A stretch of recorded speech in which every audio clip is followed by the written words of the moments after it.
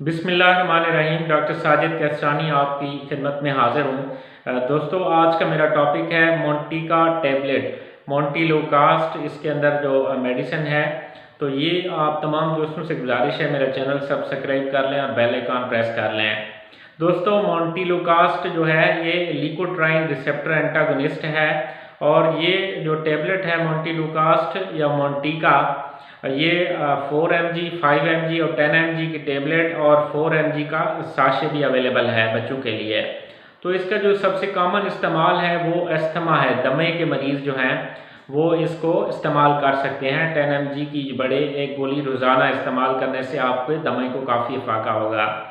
तो इसके अलावा अगर सांस की कोई तकलीफ़ है या एलर्जिक राइनाइटिस है या आपको इरिटेटिव कफ है यानी खांसी है काफ़ी ज़्यादा या ब्रोंकाइटिस है, तो ये उसमें इस्तेमाल हो सकता है। इसके अलावा जो है नाइट कफ है अगर बच्चों में जो है उनमें भी ये साशे इसका इस्तेमाल हो सकता है 4 mg का। ये तो ये आपको काफ़ी जो है इफ़ेक्टिव है उसमें।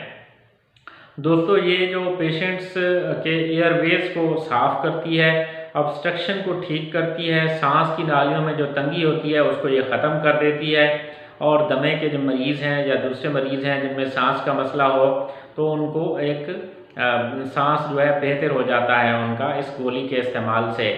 तो आप इसको जो है इस्तेमाल करा सकते हैं इस तरह के मरीज़ों में।